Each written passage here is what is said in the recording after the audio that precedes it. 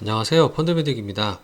베트남 투자는 꼭 ETF로 하시기 바랍니다. 제가 예전에도 한번 다른 방송에서 드린 적이 있는데 아직도 안 갈아타셨다면 꼭 한번 참고하시면 좋겠고요.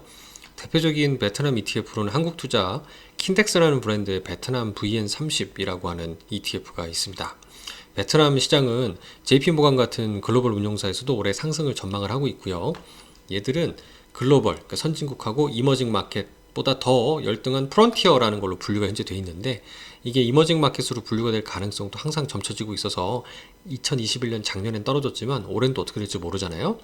그런 등등의 이유로 베트남은 장기 전망은 밝다고 볼 수 있습니다. 반면 변동성도 적지 않으니까, 그런데도 불구하고 펀드 대신 ETF 성과가 좋다는 걸 꼭 기억하고 ETF로 투자하시면 좋겠다는 말씀을 드려봅니다. 최근 2년 성과 기준으로 무려 20%포인트나 차이가 납니다. 보이시나요? 펀드가 비용도 비싸고 환매 기간도 긴데 오히려 성과는 ETF가 훨씬 좋다라는 이런 아이러니한 상황이 최근 2년 기준으로 계속 벌어지고 있는 상황이고요. 펀드가 ETF 대비 비용 보수가 연간 1% 이상 저렴하다는 것은 이 표에 보시면 확인해 볼 수가 있습니다. 노란색이 ETF인데요. 연간 0.7이거든요. 근데 펀드의 경우는 C-E 클래스로 보더라도 1.428, 그 다음에 A 클래스는 1.828이니까 1%포인트 이상 저렴한 특징을 가집니다. 2년이면 여기 보수만 2%포인트의 차이가 있는데 성과는 더 많이 벌어져 있는 걸 볼 수 있죠. 그리고 환매 기준일 기준으로 보더라도 ETF는 4일 만에 현금화되는 것 대비 17시까지 환매했을 때 8일이나 9영업일 정도 걸리는, 좀 오래 걸린다는 점도 조금 펀드가 불리한 점이라고 볼 수 있어요. 마침 같은 한국 투자 거니까 한투에서 엄한 다른 ETF로 가시지 말고요. 같은 한국 투자 신탁운용의 킨덱스라는 브랜드의 베트남 VN30으로 갈아타 주시면 좋지 않을까라는 생각을 해봅니다. 베트남 시장 전망에 대해서 JP모간이라고 하는 자산운용사가 올해 상승의 근거로 세 가지를 제시했대요. 첫 번째는 베트남 정부가 GDP 대비 10% 규모에 해당하는 경기 부양책을 계획하는데, 이건 지금 뉴스에 많이 나오고 있어요. 두 번째, 지난해에는 그 글로벌 공급망 붕괴라고 얘기하는데요. 당연히 그럴 수밖에 없죠. 한국에서 하역하셔야 되는 분들이 코로나 방역 때문에 재택근무하고 그러면 당연히 일을 많이 못하게 되는 부분이 있죠. 그래서 이런 또 반도체 공급 난등이 많이 있었는데, 이런 그 또 공급망을 바꾸는 과정도 있었어요. 예를 들어 미국과 중국 간의 무역 분쟁이 격화되는 등의 영향이었죠. 이런 부분에 반사적으로 베트남이 혜택을 많이 받았고, 이미 우리나라의 삼성전자를 비롯한 대기업들이 베트남을 수출 기지로 활용하고 있는 부분인 거죠.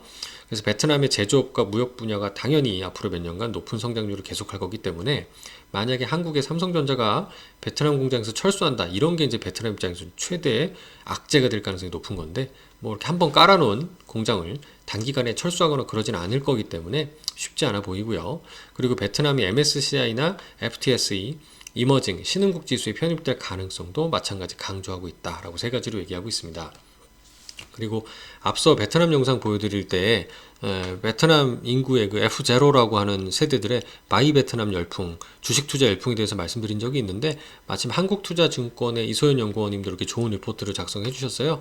이게 개요 부분만 제가 딴 거니까 뭐 전체 리포트를 제가 뭐 카피하고 뭐 공개한 건 아니니까 저작권 부분에 양해 말씀을 드리고, 이소연 매니저님이 좋은 분석을 해주셨는데, 아직 전체 인구 대비 주식 계좌 수가 4%대에 불과하다는 거예요. 그러니까 적고, 그 다음에 이제 주식 투자의 대중화의 시작점이 아닌가. 사람들의 소득이 늘어나면 의식주 환경이 다 개선이 되면서 이런 투자에도 눈을 뜨게 되는 건 당연한 거죠. 그래서 우리나라도 마이 코리아라는 열풍이 20년 전에 있었다는 걸 감안해 보면, 이제 베트남이 마이 베트남이라는 열풍이 나타날 그런 환경이 될 수도 있다. 물론 그 시장 환경 뒤 이면에는 큰 변동성에 노출이 되면서 개미 투자자의 눈물, 아픔이 나타날 환경도 분명히 있어요. 그렇기 때문에 그런 부분을 염두에 두고 이런 높은 변동성에 다치지 않도록 우리 투자자분들도 꼭 조심하셨으면 좋겠다라는 생각을 해봅니다.